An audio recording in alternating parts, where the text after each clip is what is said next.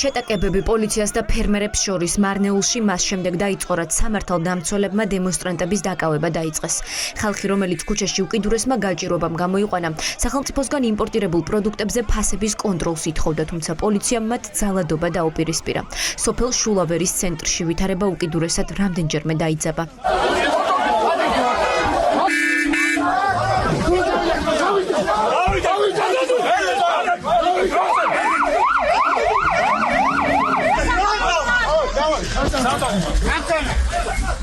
ხალხის პროტესტის შემდეგ პოლიციამ დაკავებული დემონსტრანტები გაათავისუფლა, თუმცა პროტესტი არ შემწყდარა. ფერმერები, რომლებიც თვეობით ელოდებიან მოსავალს და ბოსტნეულის გაყიდვა მათთვის შემოსავლის ერთადერთი წყაროა, სვამდნენ კითხვას, როგორ უნდა გაიტანონ თავი, როცა თურქეთიდან და აზერბაიჯანიდან იმპორტირებული პროდუქტის გამო ფასი უკიდურესად ეცემა და კიტრის და პომიდორის გაყიდვა იმაზე უფრო იაფად უწევთ, ვიდრე მისი მოყვანა დაუჯდათ.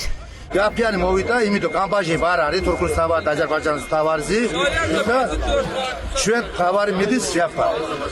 გაციმარი ოჯახი არის 300,000, 200,000, 400,000 არის ეს არის. კრედიტი არის, თავარიანები არის ბანკში. თუ ეს მოსავალდა თუ არ გააგიდეს, საიდან დაფარეს ეს? იძინე ვარაშივლი დაფარე ბანკას. ჩვენ აქ შევიკრიბეთ და ვითხოვთ იმას, რომ თურქეთიდან, ირანიდან და აზერბაიჯანიდან შემოსული პროდუქტების ფასებზე კონტროლი იყოს. იქიდან იაფი პროდუქტი შემოდის და ჩვენ ადგილობრივების პროდუქტები უფრო იაფდება. ყოველს ბანკში ვალები გვაქვს და ასეთ ვითარებაში ჩვენი ოჯახების შემოსავლები სავალალო მდგომარეობაშია. აქ შეკრებილები ითხოვენ იმას, რომ საზღვარგარეთიდან შემოსული პროდუქციის ფასები კონტროლის ქვეშ იყოს და მთავარი ყურადღება ადგილობრივი სოფლის მეურნეობის პროდუქციაზე იქნას გადატანილი. ჩვენ გვინდა ჩვენი ხალხის შრომა იქნას დაფასებული. შულავერში დღეს ხალხი რამდენიმე სოფლიდან შეიკრიბა. აქციის მონაწილე ფერმერები მარნეულის მერთან ითხოვდნენ შეხვედრას, თუმცა დაურ ისმაილოვი ხალხთან არ გამოჩენილა. მის ნაცვლად დღეს აქციაზე მივიდა მერის პირველი მოადგილე.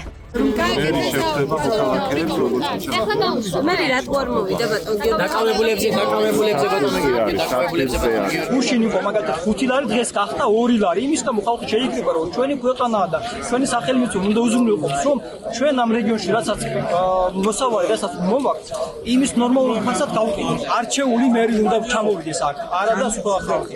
ჩამოვიდეს აქ და ელოდება ამ ხალხს, ესე იგი ეს ნიშნავს, რომ არჩეული მელი ხალხთან მისვლას. უკონტროლო იმპორტი ქართველი ფერმერებისთვის, რომ სერიოზული დარტყმა, ამაზე დღეს ხილისა და ბოსტნეულის ასოციაციის პრეზიდენტი ვახტანგ ბეჟიტაშვილი საუბრობს. არსებობს გამოსავალიც, თუმცა ამისთვის საჭიროა სახელმწიფოს მხრიდან კონკრეტული ნაბიჯების გადადგმა. ირკვევა, რომ დღეს იმპორტი ბაზარზე არსებულ ფასზე ნაკლები ტარიფით ხორციელდება, რაც ეჭვებს აჩენს სავარაუდო კორუფციულ გარიგებებზე.